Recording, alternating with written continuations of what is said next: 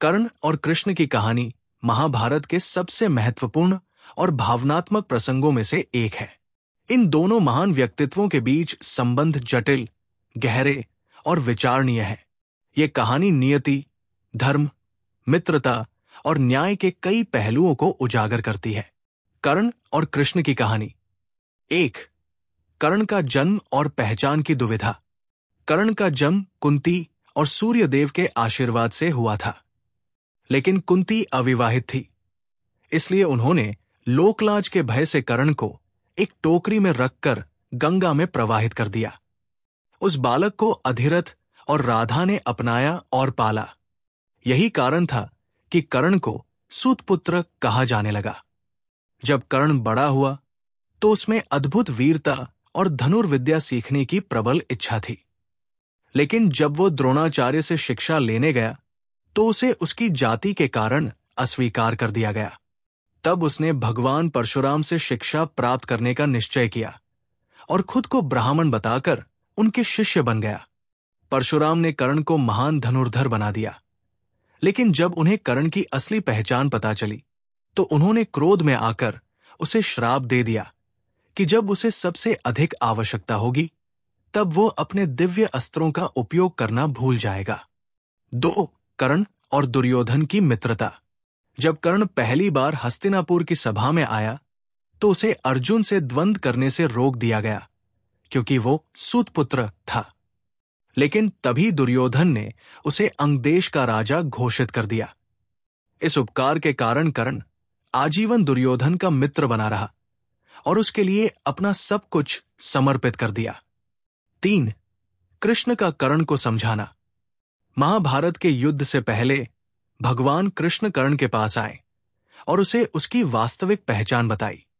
उन्होंने कहा कि वह कुंती पुत्र और पांडवों का सबसे बड़ा भाई है।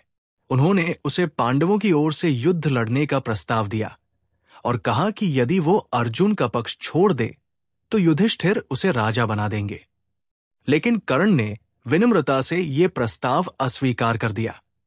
उसने कहा, मैं जानता हूं कि मैं कुंती पुत्र हूं, लेकिन मेरी पूरी निष्ठा दुर्योधन के प्रति है। उसने मुझे सम्मान दिया जब पूरी दुनिया ने मुझे सूतपुत्र कहकर अपमानित किया। मैं अधर्म का साथ नहीं दे रहा, मैं मित्रता का धर्म निभा रहा हूं। कृष्ण ने उसकी बात सुनी और उसे आशीर्वाद देकर चले गए। 4. कुंती और कर्ण का संवाद। कृष्ण के बाद कुंती भी कर्ण के पास गई और उसे अपनी माता के रूप में पहचानने के लिए कहा। उन्होंने विनती की कि वो पांडवों का साथ दे। कर्ण ने कुंती से कहा, मां, आपने मुझे जन्म दिया लेकिन मुझे त्याग दिया। अब जब मैं शक्तिशाली हूं तो मुझे अपना रही है। मैं आपकी गोद में बड़ा नहीं हुआ, लेकिन दुर्योधन ने मुझे सहारा दिया। मैं अर्जुन के साथ युद्ध करूंगा, लेकिन मैं वचन देता हूं कि मैं 5 पांडवों को नहीं मारूंगा। अर्जुन को छोड़कर बाकी 4 जीवित रहेंगे। कुंती दुखी मन से वापस लौट गई। 5. युद्ध और कर्ण की वीरगति। महाभारत के युद्ध में कर्ण ने वीरता दिखाई और कई महारथियों को पराजित किया, लेकिन जब उसका सामना अर्जुन से हुआ तो युद्ध कठिन हो गया। कर्ण का रथ भूमि में धंस गया और उसे परशुराम का श्राप याद आया। वो अपने दिव्य अस्त्रों का प्रयोग नहीं कर पा रहा था।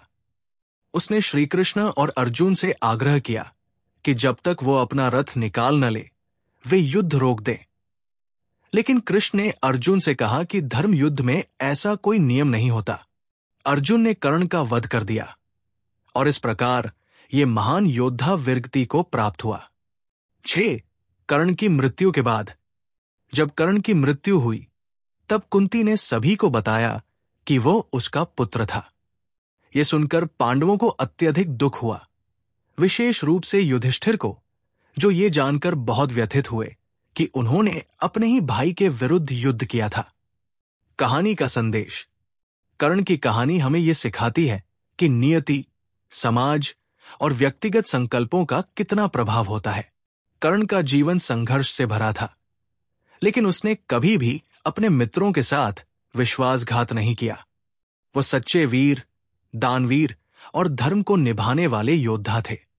इस कहानी से यह भी स्पष्ट होता है कि जीवन में परिस्थितियां कैसी भी हों, अपने सिद्धांतों और निष्ठा का पालन करना महत्वपूर्ण होता है।